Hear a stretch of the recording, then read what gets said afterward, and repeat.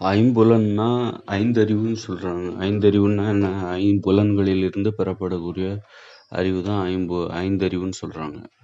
அப்படின்னா ஆறறிவு மனித உயிர்கள் வந்து ஆறறிவு படைத்தவர்கள் அப்படின்னு நம்மள சொல்கிறாங்க.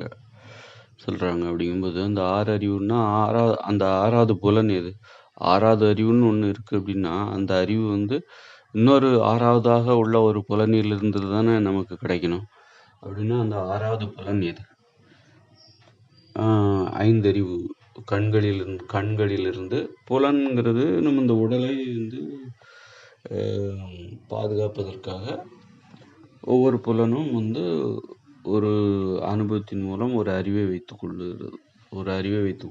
ஒரு காட்சி சார்ந்த அறிவு.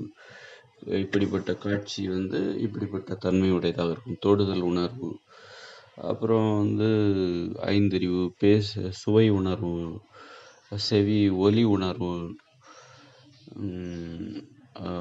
கண்கள், காது, மூக்கு சுவாச உணர்வு, அப்போ வந்து சுவை,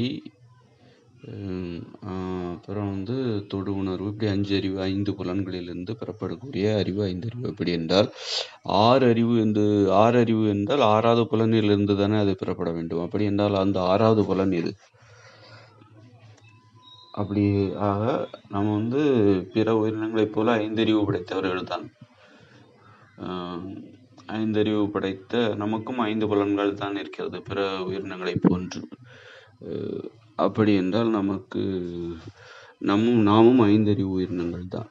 அப்படி என்றால் பிற உயிரினங்களிலிருந்து நாம் எவ்வாறு வேறுபடுகிறோம் என்றால் நம் பிற உயிரினங்களை காட்டிலும் கூடுதலாக பிற உயிரினங்கள் எல்லா உயிரினங்களும் ஐந்து புலன்களோடு இருக்கிறது என்று சொல்ல முடியாது. கண்கள் இல்லாத உயிரினங்களும் இருப்பதாக சொல்கிறார்கள். காதுகள் இல்லாத உயிரினங்கள் இருப்பதாக சொல்கிறார்கள். அப்படி பார்க்கும்போது ஆனால் இப்போ நாம வந்து கணக்கில் எடுத்துக்கலாம். ஒரு விலங்குகள், மிருகங்கள் அப்படிங்கிற மாதிரி ஒரு பறவைகள், இப்படி வந்து நாம் வந்து கணக்கில் எடுத்துக்கொள்ளக்கூடிய பெரும்பாலான உயிரினங்களுக்கு 5 புலன்கள் தான் இருக்கிறது. அந்த 5 புலன்களை சார்ந்த ஒரு அறிவு பெறப்படுவதால் ஐந்தறிவு என்பது கிடைக்கப்பெறுகிறது. அப்படி இருக்கும்போது ஆறறிவு படைத்தவர்கள் பகுத்தறிவு என்பது மனித உயிர்களின் பிற உயிரினங்களிடமிருந்து வேறுபடுத்துகிற ஒரு தன்மை அப்படின்னு சொல்றாங்க. பகுத்தறிவு அப்படின்னா அந்த பகுத்தறிவு எந்த புலன்களிலிருந்து வருகிறது? எல்லா புலன்களுமே பகுத்தறிவுக்குட்பட்டதுதான். அறிவு என்றாலே அந்த புலன்கள் சந்திக்கின்ற அனுபவங்களை ஆராய்ந்து அதன் மூலம் பெறப்படுவதுதான் அறிவு. அறிவு என்றாலே அது பகுத்தறிவு தான். பகுத்தறிவு என்று தனியாக சொல்லக்கூடாது. பகுத்தறிவு என்பதே தவறுதான். பகுத்து ஆராய்ந்து பெறப்படுவதுதான் அறிவு. அனுபவங்களை இப்போ வந்து மூக்கு இருக்குது, அது சுவாசத்தில் அதில் நிறைய அனுபவம் இருக்கும். அந்த சுவாசத்துக்கு நிறைய அனுபவம் இருக்கும். இந்த மாதிரி வாசனை வந்தால் இது அதை எங்கேயாவது ஒரு வாழ்க்கையில் அந்த சுவாசம் வந்து அந்த அனுபவங்களை சந்தித்திருக்கும். அப்படி இருக்கும்போது இப்போ இந்த மாதிரி சுவை வந்து இந்த மாதிரியானதாக இருக்கும். கண்களை மூடிக்கொண்டு ஒரு சுவையை நாக்கில் வைத்தால் இப்போ வந்து தேனை தொட்டு நாக்கில் கண்களை மூடிக்கொண்டு தேனை தொட்டு நாக்கில்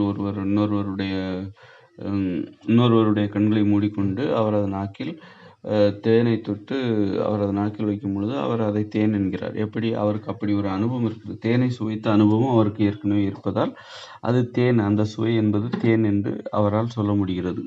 இப்படி ஒவ்வொரு புலன்களுக்கும் அதன் அனுபவத்தை ஆராய்ந்து ஒரு அறிவை சேமித்து வைத்திருக்கிறது. அறிவு என்றாலே பகுத்து ஆராய்ந்து பெறப்படுவதுதான் அறிவு. பகுத்தறிவு என்று சொல்வது தவறு. அப்படின்னா ஐந்தறிவு என்பது அப்போ ஆறாவது அறிவாக மனித உயிரினங்களுக்கு பகுத்தறிவு என்பது சொல்வதும் அது ரொம்ப தவறு. ஐந்தறிவு என்றாலே அது பகுத்து ஆராய்ந்து பெறப்படுகிற அந்த அறிவு தான் ஐந்தறிவு. அப்போ ஐந்தறிவு என்பது பிற உயிரினங்களுக்கு இருக்கிறது என்றால் பகுத்தறிவு என்பது பிற உயிரினங்களுக்கும் இருக்கிறது. அது மனித உயிர்களுக்கும் இருக்கிறது. மனித உயிர்கள் பிற உயிர்களை காட்டிலும் எவ்வாறு வேறுபட்டவர்கள் என்றால் அவர்கள் வந்து பிற உயிரினங்கள் செய்ய முடியாத செயல்களை செய்யக்கூடியவர்களாக இருக்கிறார்கள். கைகளை பயன்படுத்துகிற திறன், பேசுகின்ற திறன். முக்கியமாக மற்ற உயிரினங்கள் சத்தத்தை தான் எழுப்புகின்றன, ஒலிகளை எழுப்புகின்றன. மனித உயிர்கள் பேசுகின்றனர். மொழியை ஆளுகின்றவர்களாக இருக்கிறார்கள். பேசுகின்றனர், எழுதுகின்றனர். எழுத்தறிவு, பேச்சறிவு, இந்த ரெண்டும் தான் பிற உயிரினங்களை காட்டிலும் மனித உயிரினங்களை வேறுபடுத்தக்கூடிய, பிற உயிரினங்களிடமிருந்து மனித உயிர்களை வேறுபடுத்துகிற ஒரு இது ஒரு அறிவு. பேசுகின்ற அறிவு,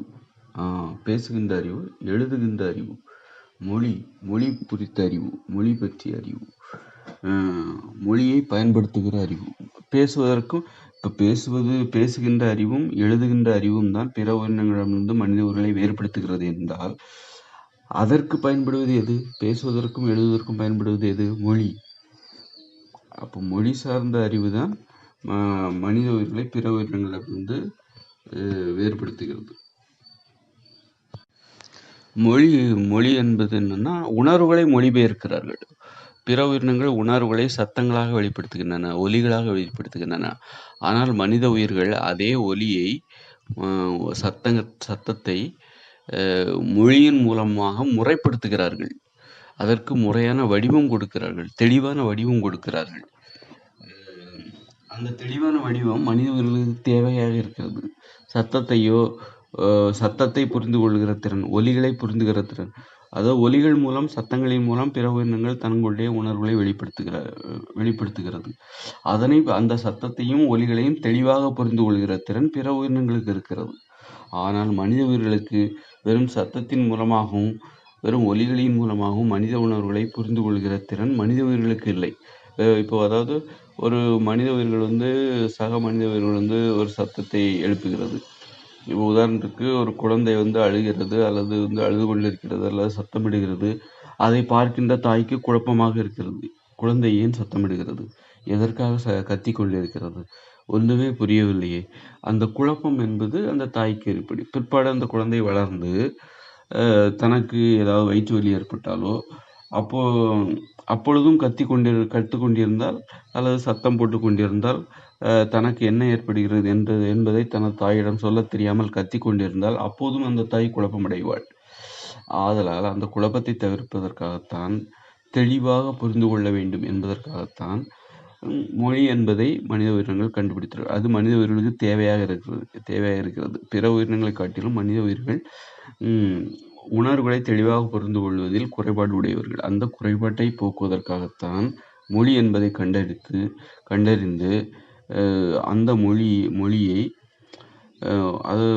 மொழியை மனித உடல் உணர்வுகளை மொழிபெயர்க்கிறார்கள். மொழிபெயர்ப்பு என்பது இயற்கையான மொழிபெயர்ப்புன்னு நாம் சொல்லுவோம். தமிழ்ல இருந்து ஆங்கிலத்துக்கு மொழிபெயர்ப்பு என்று சொல்வார்கள். அது செயற்கையான மொழிபெயர்ப்பு.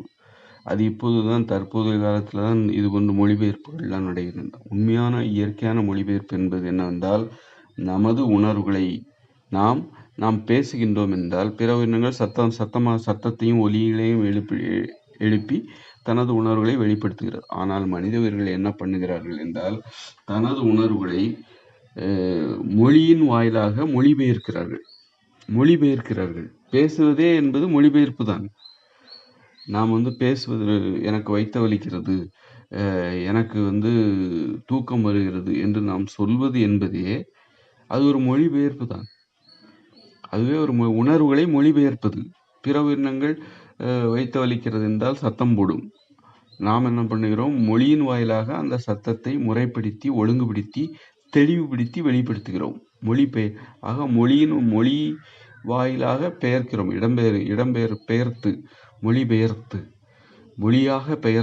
மொழியாக மாற்றி அதை வெளிப்படுத்துகிறோம். ஆக இதற்கு பெயர் தான் இயற்கையான மொழிபெயர்ப்பு.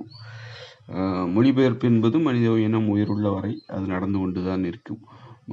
சத்தங்களை, உணர்ச்சிகளை மொழியாக பெயர்க்கிறார்கள், மொழியாக மாற்றுகிறார்கள்.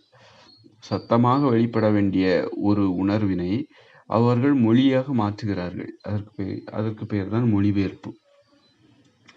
அப்போ மனித உயிரினங்களுக்கும் பிற உயிரினங்களுக்குள் உள்ள வேறுபாடு என்றால் அந்த மொழிபெயர்ப்பு தான். பிற உயிரினங்கள் தங்களுடைய ஐம்புலன்களில் ஏற்படுகிற அந்த அறிவை அந்த அந்த அனுபவத்தின் மூலம் பெற்ற அறிவை ஐம்புலன்களில் ஐம்புலன்கள் சந்தித்த அனுபவங்களின் மூலமாக பெறப்படுகின்ற அந்த ஐந்தறிவை சத்தங்களாகவும் ஒலிகளாகவும் பிற உயிரினங்கள் வெளிப்படுத்துகின்றன. ஆனால் மனித உயிர்கள் தங்களுடைய ஐம்புலன்களின் வாயிலாக பெறப்படுகின்ற அறிவை சத்தங்கள் வாயிலாகவும் ஒலிகள் வாயிலாகவும் மட்டுமே வெளிப்படுத்தாமல் அந்த சத்தங்களை முறைப்படுத்தி தெளிவுபடுத்தி ஒழுங்குபடுத்தி மொழியின் வாயிலாக வெளிப்படுத்துகிறார்கள். இந்த மொழிபெயர்ப்பு தான், இந்த மொழிதான், இந்த மொழி சார்ந்த அறிவுதான் பிற உயிரினங்களுக்கும் நமக்கும் உள்ள வேறுபாடு. பகுத்தறிவு என்பது பகுத்தறிவுன்னு அந்த வார்த்தையே தவறு.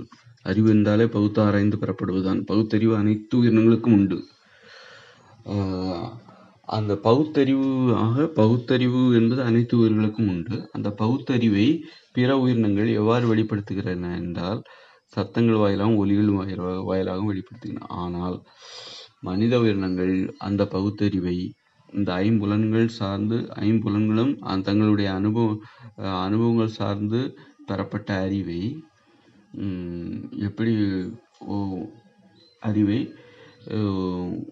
ஒலிகள் மூலமாகவும் சத்தங்கள் மூலமாகவும் வெளிப்படுத்தப்பட வேண்டிய அந்த அறிவை ஒழுங்குபடுத்தி முறைப்படுத்தி தெளிவுபடுத்தி மொழியை கண்டுபிடித்து தெளிவாகவும் பிறருக்கு புரியும் குழப்பம் இல்லாமல் புரியும் வகையிலும் வெளிப்படுத்துவதற்கு மொழியை கண்டுபிடிக்கின்றார்கள் மனிதவர்கள். அந்த மொழி சார்ந்த அறிவுதான் பிற உயிரினங்களிடமிருந்து நம்மை வேறுபடுத்துகின்றன. மொழி சார்ந்த அறிவு, மொழிபெயர்க்கின்ற அந்த அறிவு, அந்த திறன், அதுதான் மனித உயிர்களுக்கும் பிற உயிரினங்களுக்கும் உள்ள வேறுபாடாகும். மொழி சார்ந்த அறிவு அப்படிங்கிறத 6வது அறிவா எடுத்துக்கலாமா? மொழி சார்ந்த அறிவை 6வது அறிவாக எடுத்துக்கொள்ளலாமா? வேண்டாம். ஏன்னா நம்ம பிற உயிரினங்கள் சத்தம் போடுகின்றன, நாம் நமது அதே சத்தத்தையே ஒழுங்குபடுத்தி மொழியாக பேசுகின்றோம், அவ்வளவுதான். நாம் சத்தமும் போட்டு கொண்டிருக்கிறோம், வயிற்று வலி அல்லது இப்பொழுது ஊன்னு சத்தத்தையும் போடுகிறோம், அதே சமயம் மொழியும் ஏற்கிறோம், மொழிபெயர்த்து பேசவும் செய்கின்றோம். அப்படி என்று இரு நிலைகளை நாம் கடைபிடிப்பதில்லை. சத்தத்தை குறைவாகவும் அல்லது மொழியை பயன்படுத்தி பேசவும் செய்கின்றோம்.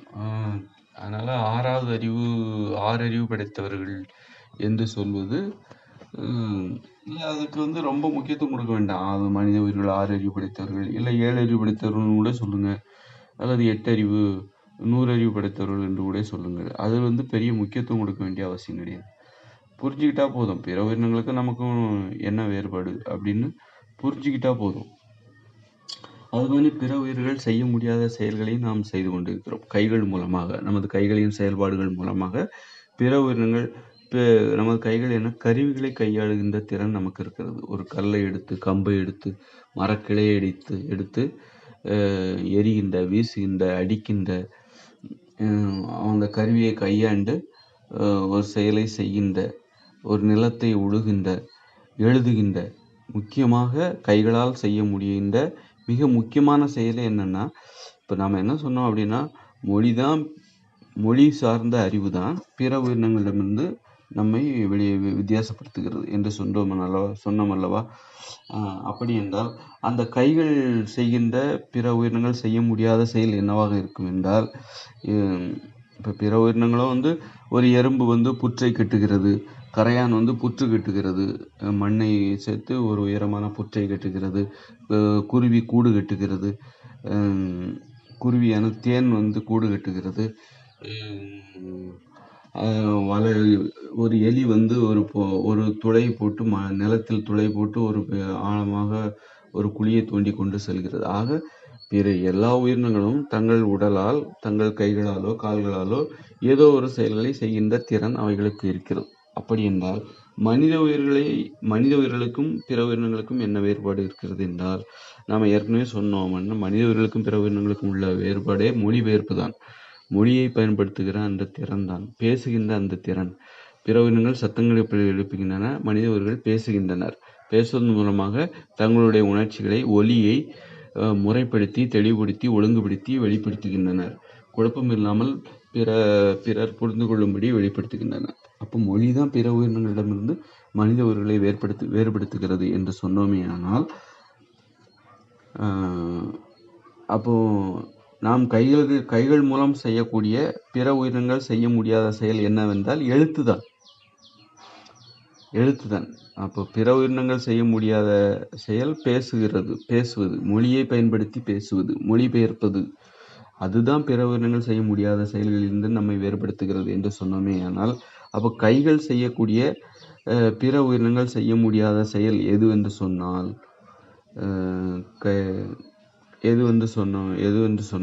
எழுதுவதுதான். மொழி சார்ந்த அறிவு கைகளுக்கு என்ன இருக்கிறது? எழுதுகிற திறன் இருக்கிறது. அந்த எழுத்தறிவு தான். எழுத்தறிவும் பேச்சறிவும் தான் மொழி மொழியை கற்றுக்கொள்கிற அல்லது மொழி சார்ந்த அறிவுக்கு அடிப்படையான எழுத்தறிவும், மொழியை பேசுகின்ற அந்த பேச்சறிவும் தான், மொழியை எழுதுகின்ற அந்த அறிவு தான் பிற உயிரினங்களிடமிருந்து மனித உயிர்களை வேறுபடுத்துகிறது. ஓகேங்களா? அப்போ மொழி அறிவு, எழுத்தறிவு, இதை 6வது அறிவாக வச்சுக்கலாமா? அப்படின்னா 6வது அறிவாக வச்சுக்கோ, அல்லது பேசுகிற அறிவு 6வது அறிவும், எழுதுகிற அறிவு 7வது அறிவும் வச்சுக்கோ, அல்லது 8வது அறிவா இன்னும் ஏதாவது வச்சுக்கோ. அது அந்த அளவுக்கு முக்கியத்துவம். நம்ம 6 அறிவு படைத்தவர்கள், 7 அறிவு படைத்தவர்கள், இப்படி வித்தியாசப்படுத்தி நாம் நம்மளை அடையாளப்படுத்திக் கொள்ள வேண்டிய அவசியம் இல்லை என்றுதான் நான் உணர்கிறேன். அந்த அளவுக்கு அதற்கு முக்கியத்துவம் கொடுக்காதீங்க. அந்த அளவுக்கு நாம் குழம்பிக் கொள்ள வேண்டிய அவசியம் இல்லை. புரிந்துவிட்டது. இப்படி புரிந்து கொள்ள வேண்டும். பிற உயிரினங்களுக்கும் நமக்கு உள்ள வேறுபாடு என்னவென்று நாம் புரிந்து கொள்ள வேண்டும். அவ்வளவுதான். அது 5 அறிவுன்னே வச்சுக்கும். அதுக்கு மேல நம்ம போக வேண்டாம். பிற உயிரினங்களை போன்று நாம் 5 அறிவு படைத்தவர்கள். அதே சமயம் பிற உயிரினங்கள் பேசுகின்ற தங்களுடைய உணர்ச்சிகளை சத்தங்களாகவும் ஒலிகளாகவும் வெளிப்படுத்துகின்றன. மனித உயிர்கள் அவ்வாறு அல்லாமல் அந்த சத்தத்தையும் ஒலிகளையும் முறைப்படுத்தி, தெளிவுபடுத்தி, வளைத்து, நெளித்து, அதனை ஒரு அழகாக, தெளிவாக புரிந்து கொள்ளும்படி வளமாக வெளிப்படுத்துகிற அந்த மொழி அறிவு தான் பிற உயிரினங்களுக்கும் மனித உயிர்களுக்கும் உள்ள வேறுபாடு. அந்த மொழி அறிவு 2 வகைப்படும். 2 வகையான அடித்தளங்களை கொண்டுள்ளது. என்னன்னா, பேச்சறிவு. மொழி என்பது எவ்வாறு வெளிப்படுத்துகிறது? பேசுவதன் மூலமாக வெளிப்படுத்துகிறது, எழுதுவதன் மூலமாகவும் வெளிப்படுத்தப்படுகிறது. ஆக பேசுகின்ற அறிவும், பேசுகின்ற அறிவும், மொழியை பயன்படுத்துகிற அறிவு, மொழிதான் பிற உயிரினங்களுக்கும் நமக்கும் உள்ள வேறுபாடு. மொழி அறிவு தான் பிற உயிரினங்களுக்கும் நமக்கும் உள்ள வேறுபாடு. நன்றி, வணக்கம்.